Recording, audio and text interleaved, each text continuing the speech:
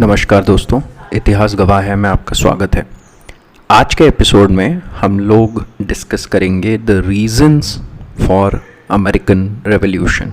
पिछले एपिसोड में हमने overview of American revolution discuss किया, जिसमें मैंने आपको एक ब्रॉड लेवल पे ये बताया कि what were the characteristics of American Revolution, who were the people who participated in these 13 colonies, what was the structure of the American society, and why it was not just a war of independence but a full-fledged revolution.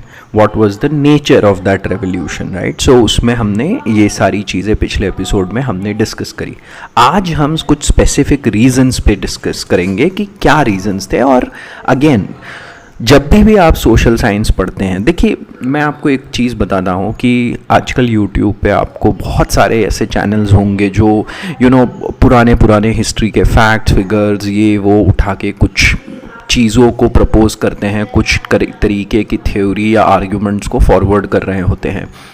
हमेशा जब भी आप इन तरीके की videos या audios को सुने तो एक बात हमेशा समझ के रखिए कि किसी भी सोशल इवेंट का, सोशल साइंस में, स्पेशली हिस्ट्री में, कोई भी अगर इवेंट हो रहा है, कोई भी अगर मेजर अपहीवल हो रहा है और कोई कहने वाला या बताने वाला उसको सिर्फ एक ही एंगल से दिखाकर बता रहा है, तो थोड़ा सा take it with a pinch of salt, क्योंकि that is the thing about social science.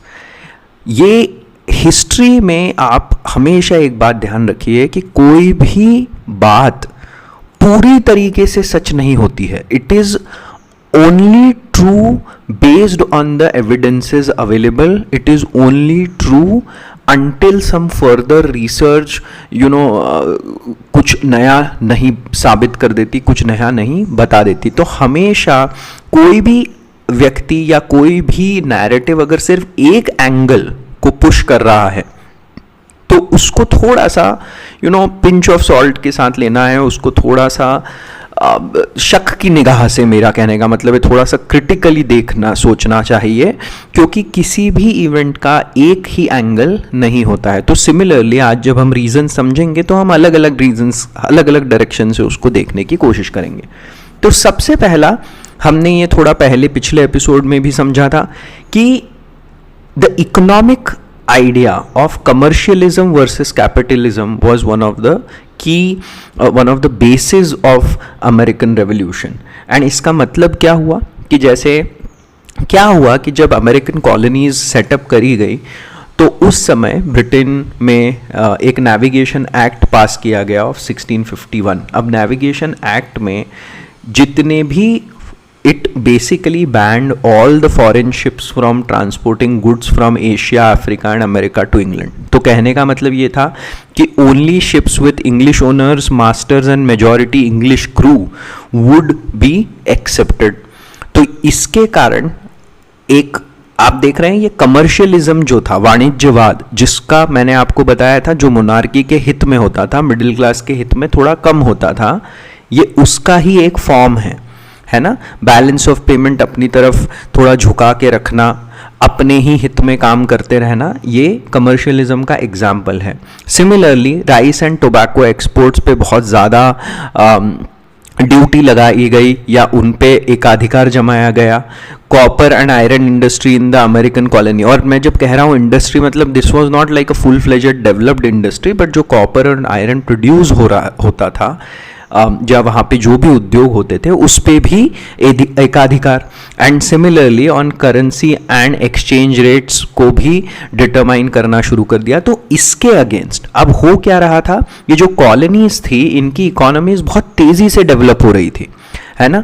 और इस तेजी से डेवलप होती इकोनॉमी का फायदा जब लोगों ने देखा कि सीधे सीधे इंग्लैंड को पहुंच रहा है, ब्रिटेन को पहुंच रहा है, तो it became about that fight between commercialism, वाणिज्यवाद वर्सेस कैपिटलिस्टिक आइडियाज, है ना। तो ये आपको मैंने जैसे पहले भी बताया था कि majority of society was formed had like Protestant majority, और प्रोटेस्टेंट मेजॉरिटी जो लोग थे वो मर्चेंट्स थे, ट्रेडर्स थे, तो उनके हित में ये था नहीं। तो उसके कारण एक ये सबसे बड़ा एक रीजन बना।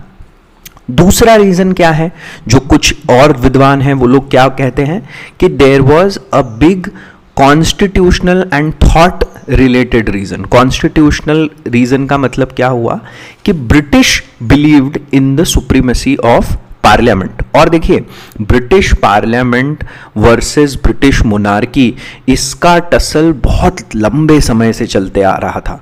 It's like a journey of almost 1000 years where monarchy was powerful, then British Parliament का एक हिस्सा which is House of Lord became powerful and then House of Commons became। तो ये बहुत पुरानी स्ट्रगल थी एंड अल्टीमेटली इस समय तक आते आते जो हमने ग्लोरियस रेवोल्यूशन डिस्कस करी थी उसके बाद से अब पार्लियामेंट धीरे धीरे ज़्यादा पावरफुल होना शुरू हो गई थी और इसलिए ब्रिटिश लोग पार्लियामेंट को एक सुप्रीम इंस्टीट्यूशन मानते थे, whereas American people believe, जो मैंने आपको बताया था, अपने ह्यूमन राइट्स पे उनका कहना पड़ता था कि some rights of human beings were above any authority और इंस्टीट्यूशन।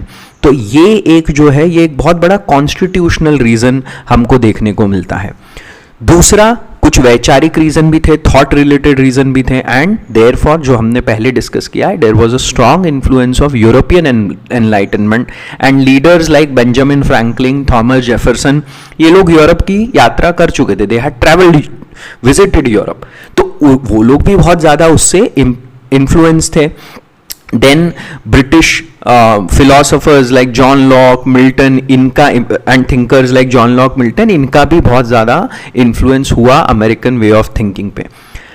अब देखिए, during about that time Thomas pen नाम के एक व्यक्ति ने कॉमन सेंस नाम का एक 47 पेज पैम्पलेट लिखा जिसमें उन्होंने पूरी तरीके से ही advocated independence from Britain and provided moral and political arguments and that became an immediate sensation। मैं आपको फिर से बता रहा हूँ, इस ज़माने में लिटरेचर, और हमने ये पहले भी बात किया हुआ है, प्रिंटिंग प्रेस और अवेलेबल लिटरेचर होने के कारण बहुत ज़्यादा फ़ायदा ऐसा होता था कि जो आपके ज्वलंत विचारधारा है, जो रेवोल्यूशनरी थॉट है, वो बहुत जल्दी फैलता था। तो this became an immediate sensation and as I was saying, there were contributed to the thought related reason during the revolution। एक और क्या था, impact of evangelicalism। अब evangelicalism क्या होता है, it is a movement within Protestant Christianity and that affirms, वो क्या कहता है कि सेंट्रलिटी ऑफ बीइंग बॉर्न, मतलब आपको जो रियलाइजेशन हुई है रिलीजन से रिलेटेड, तो आप फिर से बॉर्न हुए।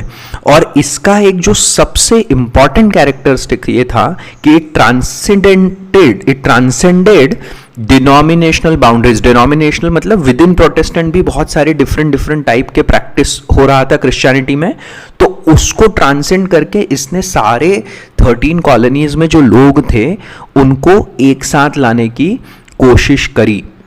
तो ये एक बहुत बड़ा religion definitely had a role to play here and that is how it contributed to one of the constitutional and thought related reason. So पहला रीजन हमने डिस्कस किया कमर्शियलिज्म वर्सेस कैपिटलिज्म, दूसरा कॉन्स्टिट्यूशनल जो पार्लियामेंट एंड ह्यूमन राइट्स वाला जो concept जो हमने discuss किया, फिर थॉट रिलेटेड रीजन में हमने इवेंजेलिज्म एंड कॉमन सेंस जो बुक है एंड द एनलाइटनमेंट आइडियाज।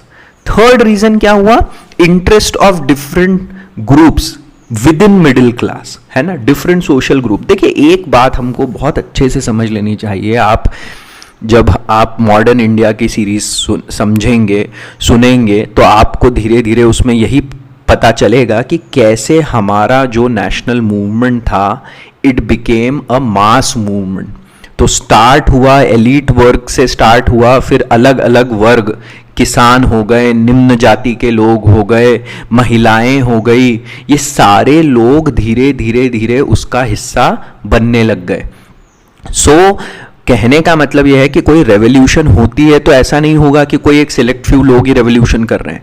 बहुत बड़ा मतलब स्तर पे, बहुत बड़े स्तर पे इन्वॉल्वमेंट होना ज़रूरी है। और वही हम देखते हैं कि मिडिल क्लास ऑल्सो, जो व्यापारी वर्ग था, उनको जो जैसे मैंने कहा कि कमर्शियलिज्म वाली जो पॉलिसीज थी उससे दिक्कत हो रही थी। स्मगलर ग्रुप था, हम देखेंगे आगे चल के कि कैसे स्मगलर्स को भी दिक्कत हो रही थी, तो वो लोग भी इसका हिस्सा बने। Intellectuals and students were inspired by the idea of republicanism, है ना, जो हमने संघीय व्यवस्था इमानुअल कांट के उसमें डिस्कस करी थी, उससे वो लोग इंस्पायर्ड थे।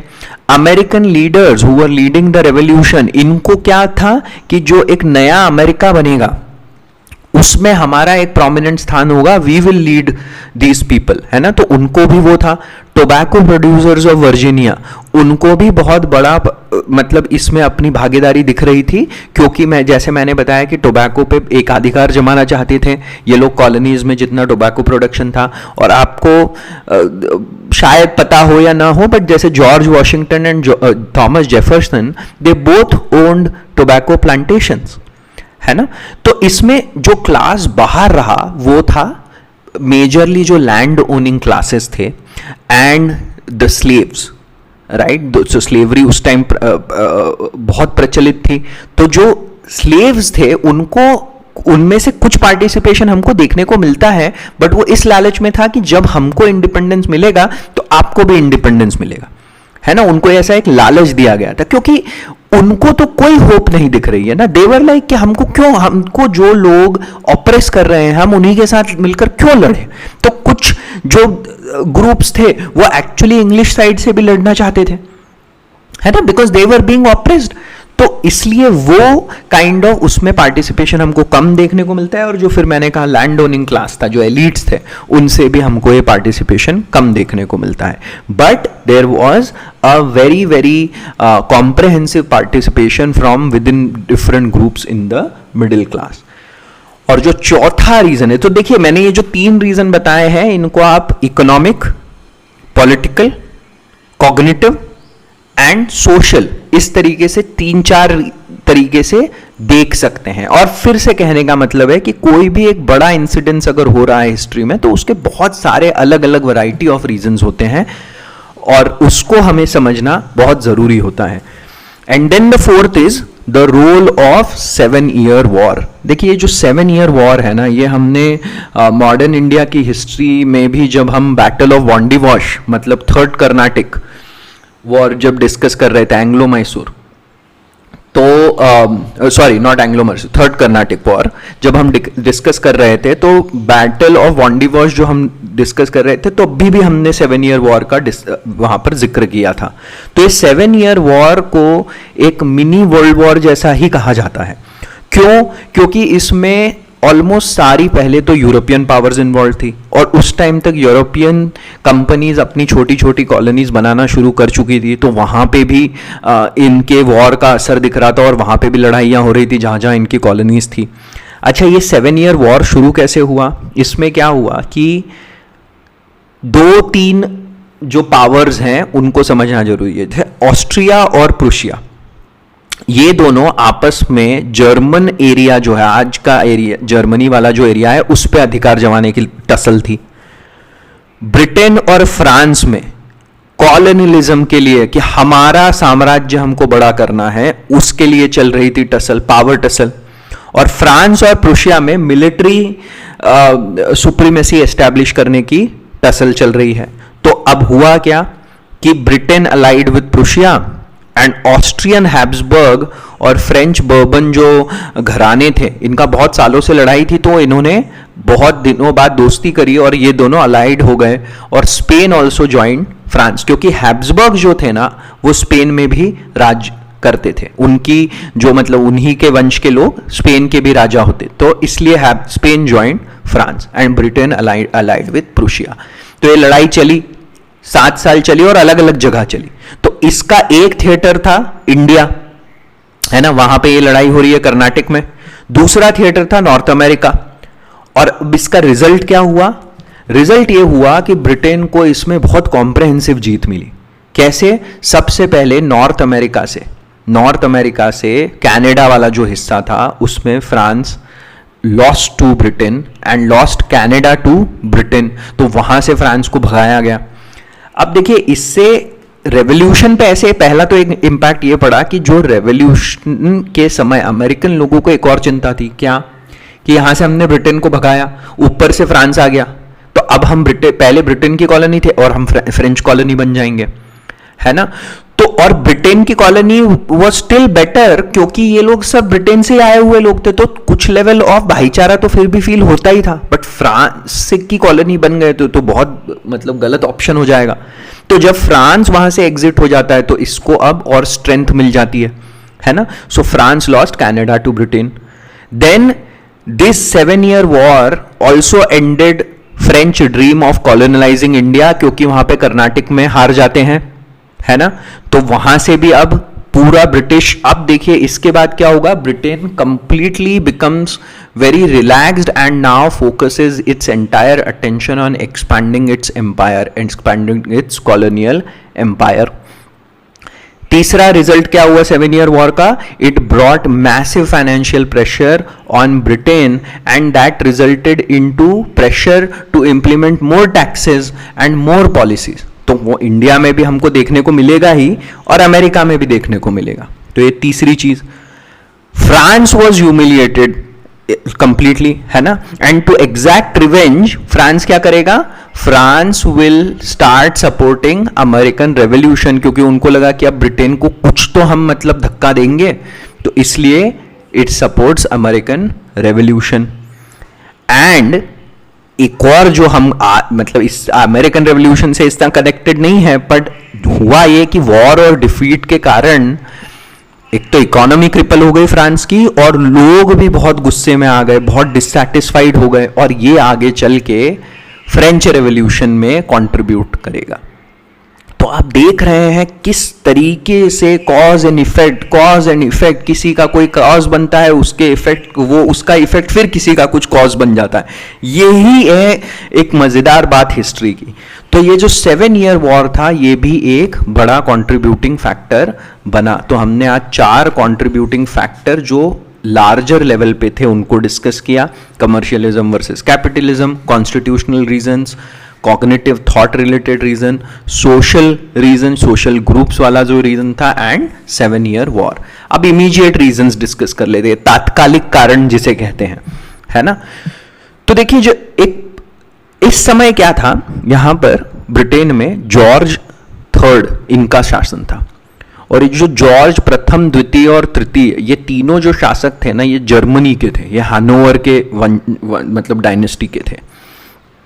तो इनको इंग्लिश नहीं आती थी, तो 1 और 2 को इंग्लिश नहीं आती थी, तो parliament kept enhancing it's power during the rule of 1 and 2। तो थर्ड वाला जो आया जॉर्ज तृतीय, वो बहुत गुस्से में आया, उसने कहा कि मैं ना बहुत मतलब कंट्रोल करना चाहूंगा। तो आप देखेंगे कि विद इन 7-8 years 3-4 अलग अलग प्रधानमंत्री बनते जाएंगे, क्योंकि जॉर्ज तृतीय ऐसे उनको हटा देते थे प्रधान। तो पहले प्रधानमंत्री 1763 to 65 आए ग्रेनविल।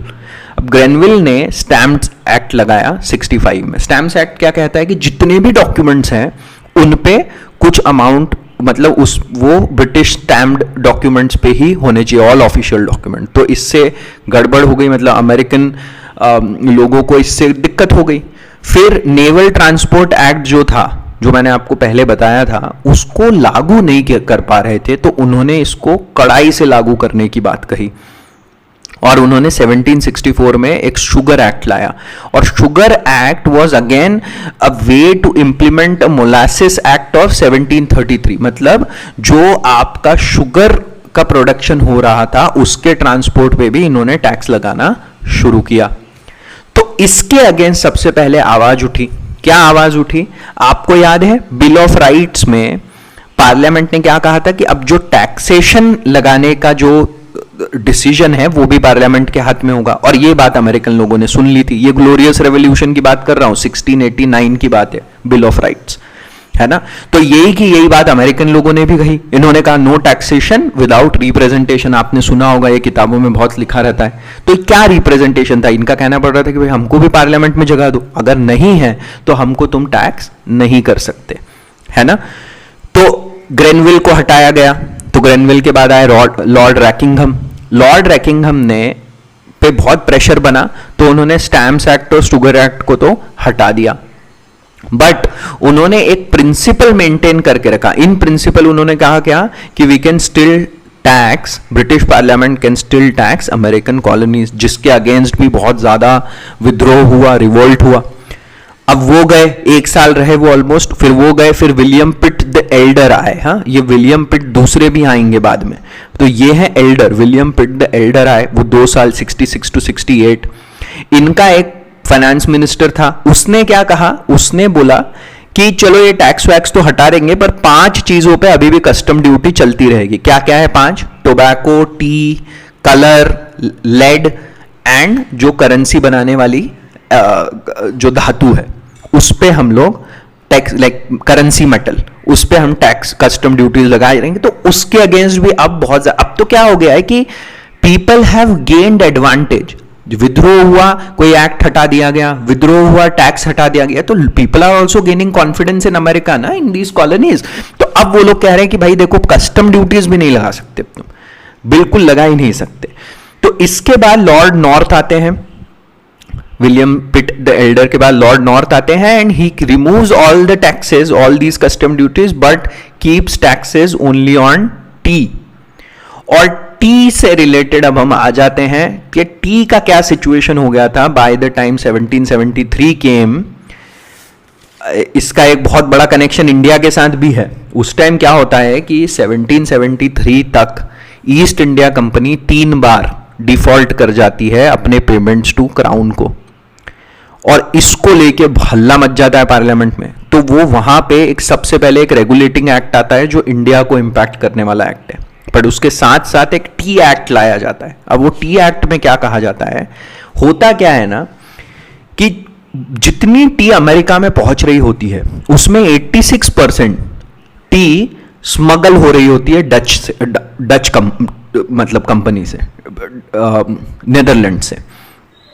और इसके कारण ईस्ट इंडिया कंपनी की जो चाय है वो लंदन के गोदामों में पड़ के सड़ रही होती है।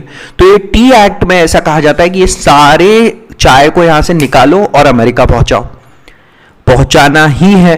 और उस, अब आप सोचिए अगर एक्सेस चाय आने लग गई, इतनी चाय आ गई, तो British company, east India company तो अपने बहुत दाम कम करके बेच सकती है। तो इससे खतरा हो गया है ना, जो वहां पे ट्रेडर्स थे, स्मगलर्स थे, उनको इससे खतरा लगने लग गया। तो मैंने कहा था ना स्मगलर्स भी इन्वॉल्व है ना, तो वो लोग इसके अगेंस्ट खड़े हो गए।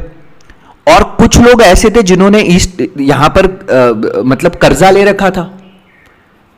कॉलोनीज में कुछ लोग ऐसे थे जिन्होंने ब्रिटेन से कर्जा ले रखा था, तो उनको लगा कि यार अगर रेवोल्यूशन हो गया तो हमारा कर्जा भी माफ हो जाएगा, तो वो लोग भी जुड़ गए इसके साथ। और इसी को ही जब वो जहाज आता है and then some many boxes of tea is thrown in the sea and the color of sea takes the color of tea, और उसको फिर कहा गया बॉस्टन टी पार्टी ऑफ 1773। ये वही है ना। तो बॉस्टन टी पार्टी होता है। अब उसके अगेंस्ट जो अब तो मतलब आमने सामने की लड़ाई की सिचुएशन आ जाती है, और 1775 तक आते आते आमने सामने की लड़ाई शुरू हो जाती है। ये लड़ाई कुछ दिन चलती है, एंड बाय 1781 लॉर्ड कॉर्नवालिस, ये वही लॉर्ड कॉर्नवालिस है जो कुछ सालों बाद, अभी आई थिंक 3 या 4 years later, I think around 1784 Bharat के गवर्नर जनरल बन के जाएंगे। ये सरेंडर करते हैं, है ना, ये फाइनली सरेंडर करते हैं, और 1783 में ट्रीटी ऑफ पेरिस होती है जिसमें सारी कॉलोनीज को फ्री किया जाता है। और यही सारे इमीडिएट और लार्जर रीजंस थे विच कंट्रीब्यूट टू अमेरिकन रेवोल्यूशन। एक इंपॉर्टेंट चीज जो हमको ध्यान रखनी है वो ऐसा है कि फ्रांस का कुछ कंट्रीब्यूशन है अमेरिकन रेवोल्यूशन में, ज्योग्राफी का कुछ कंट्रीब्यूशन, ज्योग्राफी मतलब there is a huge distance between, पूरा अटलांटिक है बिटवीन ब्रिटेन एंड अमेरिका, है ना। तो उस कारण से जो आपको आर्मी है ये सब मेंटेन करना बहुत मुश्किल हो रहा है, राइट। तो वो भी एक कारण बनता है। And then of course George Washington की लीडरशिप के बारे में कहा जाता है। एंड दूसरा एक बहुत मजेदार बात आपको समझनी होगी कि यूरोप का जो मिडिल क्लास था, इवन ब्रिटेन का जो मिडिल क्लास था, वो they had empathy with the American colonies का मिडिल क्लास, क्योंकि वो लोग भी मोनार्की के अगेंस्ट झगड़ा कर रहे थे ना। ये बात बहुत इंटरेस्टिंग है और समझने वाली है ना। तो ये इस तरीके से हम अमेरिकन रेवोल्यूशंस के रीजन को समझ सकते हैं। और आई थिंक आज का एपिसोड अब हम यहीं पर समाप्त करते हैं। अगले एपिसोड में हम अमेरिकन कॉन्स्टिट्यूशन को अच्छे से डिस्कस करेंगे और अमेरिकन रेवोल्यूशन का जनरल इम्पैक्ट क्या हुआ, मतलब बहुत बड़ी चीज़, बहुत बड़ा इवेंट है ये, और हम इसको समझेंगे, इसके महत्व को समझेंगे, अमेरिकन कॉन्स्टिट्यूशन को समझेंगे, और अमेरिकन कॉन्स्टिट्यूशन समझने के लिए थोड़ा बहुत ब्रिटिश कॉन्स्टिट्यूशन को भी हम डिस्कस करेंगे। सुनने के लिए आपका बहुत बहुत धन्यवाद। Until next episode, Jai Hind.